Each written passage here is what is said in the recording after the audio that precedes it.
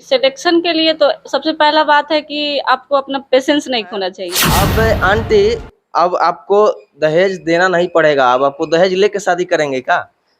दहेज हाल होता है उसी को हमको पढ़कर इजी बना लेना है। हाँ, मतलब नमस्कार, ऐसा जय हिंद। आप देख रहे हैं सब तक न्यूज और मैं हूं Jitendra Kumar. Bihar public service commission, Bihar लोक सेवा आयोग, बिहार में एक बहुत बड़ी लेवल की परीक्षा होती है और उसमें एक गांव से बिलोंग करने वाली लड़की का सिलेक्शन होता है। मेरे साथ रागिनी है जो कि इनका selection Bihar public service commission के द्वारा एग्जाम लिया गया है और स्वच्छता एवं अपशिष्ट प्रबंधन पदाधिकारी के तौर पर इनका चयन हुआ है। पूरे बिहार में 109वां रैंक है इनका। इनसे बात करेंगे। सबसे पहले रागिनी, आप कैसी हैं? मैं ठीक हूँ।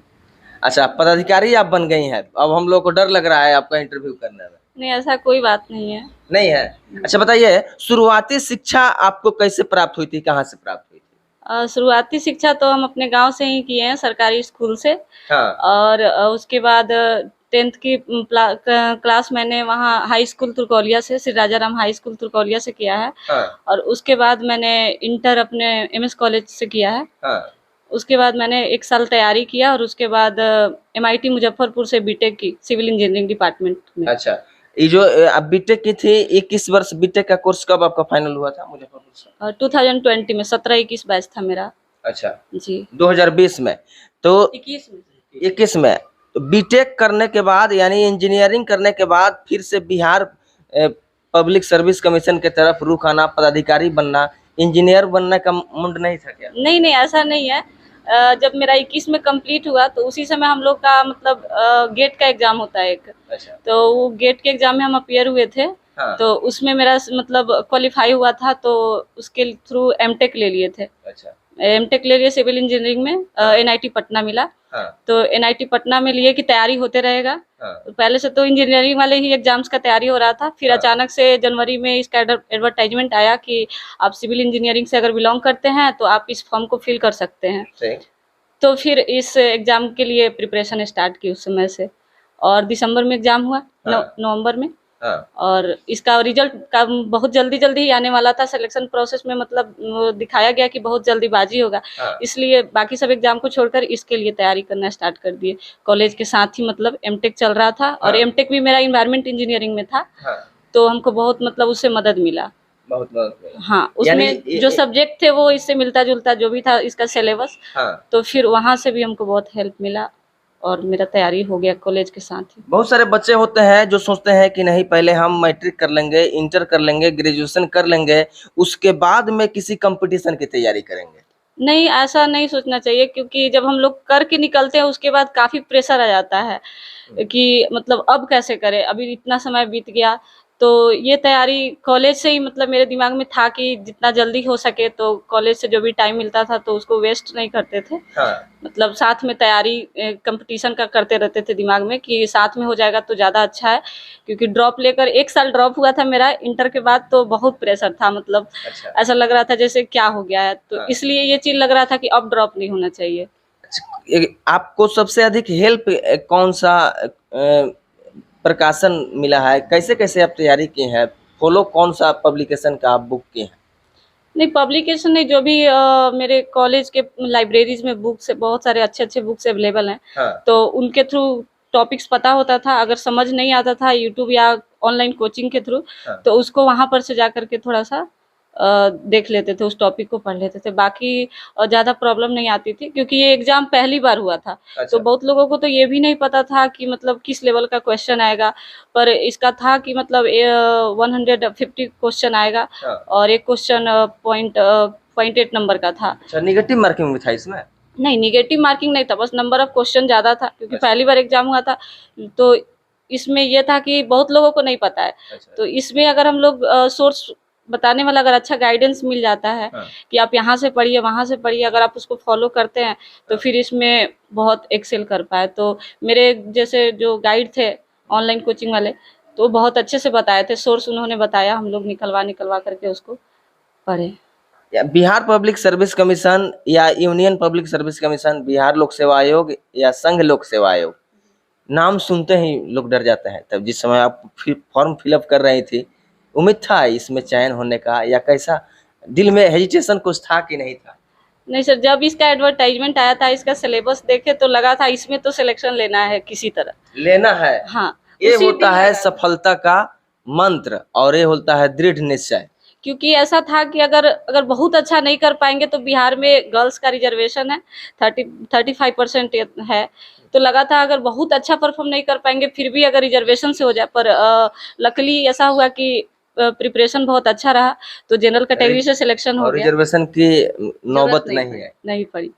तो इसके लिए भी खुश है कि बाकी दूसरे लोगों को इस चीज़ से फायदा हुआ। मेरे जनरल कैटेगरी में से अगर मेरा सिलेक्शन होता है तो ओबीसी गर्ल्स के लिए या ओबीसी में जो भी है बाकी बच्चे सेलेक्ट हुए, तो ये चीज़ हुआ। है पदाधिकारी आप बन गई हैं, जिला में कहीं रहेंगी, नगर पंचायत में रहेंगी, नगर परिषद में रहेंगी, कैसे डील करेंगी? वहां पर बहुत सारे लोग समस्या लेकर आएंगे आपके पास। जी, अभी हम लोग का मे बी इसमें ट्रेनिंग भी हो, क्योंकि पहली बार है, पता नहीं है क्या होगा क्या नहीं होगा, तो उसमें तो बहुत कुछ हम लोगों को सीखने को सफलता का मिलेगा। श्रेय किन को देना चाहेंगे? सबसे अधिक योगदान किन का रहा है? सबसे अधिक तो मेरे मम्मी पापा का। मम्मी पापा सबसे अधिक। जी। अच्छा, उसके बाद में? उसके बाद मेरे भाई बहन ने भी बहुत सपोर्ट किया है, मेरे फैमिली वाले जो भी मेरे रिश्तेदार हैं, और मेरे गुरु बहुत सारे हैं। एक मेरे गुरु हैं ब्रजेश सर, जिनसे जहाँ से मेरा मतलब लाइफ का चेंजिंग पॉइंट था। हाँ। कि उनके यहाँ गए, 9th से पढ़ाई स्टार्ट किए। हाँ। तो वहाँ पे बहुत कुछ सीखे। हाँ। 9th में जाकर के ऐसा लग रहा था कि 5 क्लास से लेकर के 9th क्लास में जो लोग पढ़ते हैं हम 9th क्लास में ही सीखे। हाँ, और वहीं यानी 9th से पहले आप कुछ नहीं सीखी थी, ऐसा महसूस हो रहा था? नहीं, मतलब वहाँ पे जाने के बाद मैथ वाले फील्ड में बहुत वीक थे। अच्छा।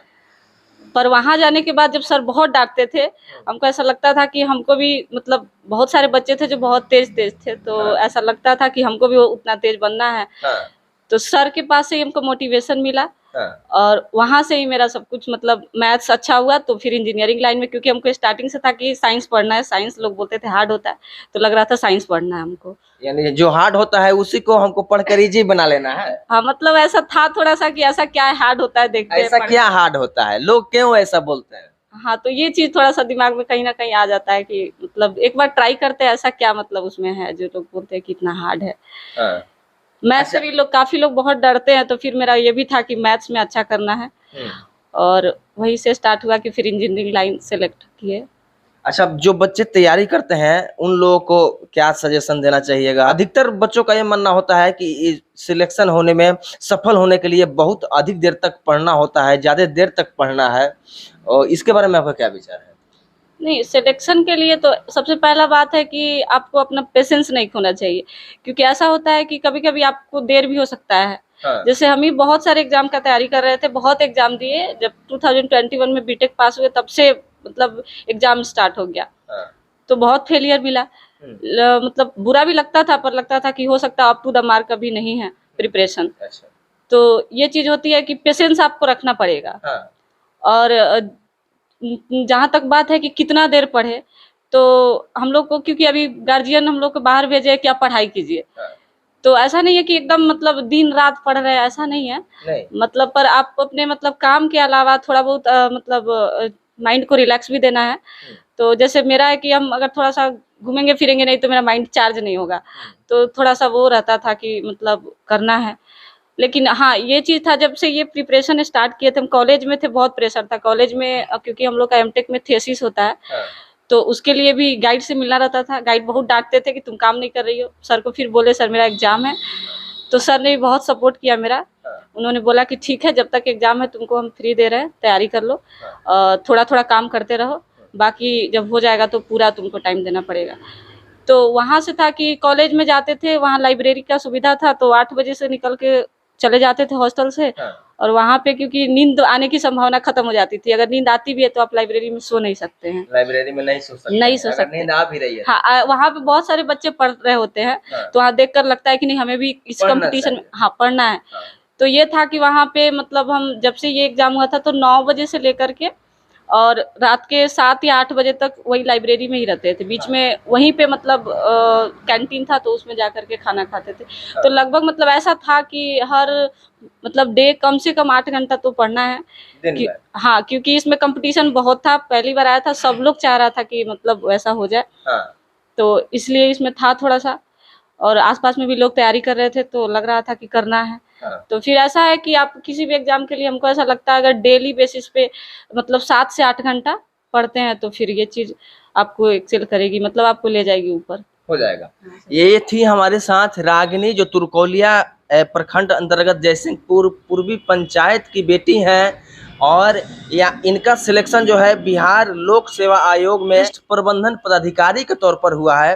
बेटियों का जमाना है और यह 2023 जो है वह यूपीएससी हो या बीपीएससी हो, बेटियों के लिए एक सौगात लेकर आ रहा है। किसी भी परीक्षा का जब रिजल्ट आता है तो उसमें बेटियों का जो स्थान है वह सबसे ऊपर देखा जा रहा है। मेरे साथ रागिनी के पापा जी हैं और रागिनी के माँ है। आज यहाँ पे मेरे साथ रागिनी के पापा जी हैं और रागिनी की माँ है। कैसा महसूस हो रहा है आपको आंटी? रागिनी का चयन अब पदाधिकारी बन गई है, वीडियो से ऊंचा रैंक हो गया। अच्छा है। अच्छा हो गया है।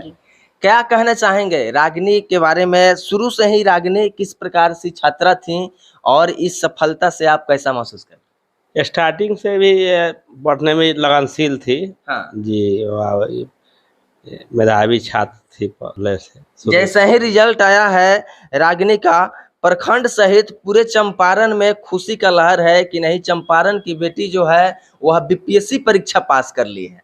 रागिनी शुरू से ही मेहनत करती थी, पढ़ाई लिखाई में मन लगाकर। हाँ जी, इसलिए हम लोग भी इस पर ध्यान दिए, आई अपना मेहनत की पूरा लगन से, हाँ इस मुकाम पर पहुंची। हाँ। अभी इसको और आगे जाने का उम्मीद हम लोग रखते हैं कि आगे आईएएस बने। अच्छा, आपका रागिनी आगे क्या करने का विचार है? यहीं तक सीमित रहना है या आगे भी पढ़ाई जारी रखना है? नहीं, अभी जैसे हम लोग का तो ज्वाइनिंग का टाइम नहीं आया है, तो अभी तैयारी चल रहा है। हाँ। पर साथ में अभी अच्छे से उसमें काम करेंगे और साथ में तैयारी भी चलती रहेगी, फिर अब लाइफ जहाँ ले जाए आगे। यानी ऑफिस भी संभालना है पदाधिकारी बनकर और अगले भविष्य के लिए तैयारी भी करते रहना है। जी। तो माँ आंटी है मेरे साथ, रागिनी की माँ है। अब आंटी, अब आपको दहेज देना नहीं पड़ेगा, अब आपको दहेज लेके शादी करेंगे क्या? दहेज ऐसी बात हो रहा है कि दहेज नहीं देना पड़ेगा। दहेज तो जो रस्म है वो होइबे करेगा, दिया दहेज तो देना ही पड़ता है, कम देना पड़े या बेसी देना पड़े। अब तो पदाधिकारी बन गई है रागिनी, अब कौन ये है अब को मांगेगा आपसे? अब कौन कहेगा? हाँ, दहेज तो ऐसा ही हम लोग दहेज लेना देना इसी समझते हैं। हाँ हाँ, कि दहेज लेना देना दोनों समाज के लिए कलंक है। कलंक है जी, है ना? तो हम लोग चाहते हैं कि दहेज प्रथा समाज से मिटे बिल्कुल ना, बिल्कुल। और हर लड़का वाले चाहे लड़की वाले इसमें आगे आए। इसमें हम भी पहल करेंगे कि दहेज समाज से मिटे, दहेज प्रथा के हम बंद किया जाए, बंद समाज किया से। जाए। यह एक अभिशाप है, यह एक कलंक है और बेटियों के लिए यह एक अभिशाप बनकर आ गया है। मैं इन तमाम मुद्दों पर आपकी क्या प्रतिक्रिया है कमेंट्स में जरूर बताइएगा। जय हिंद।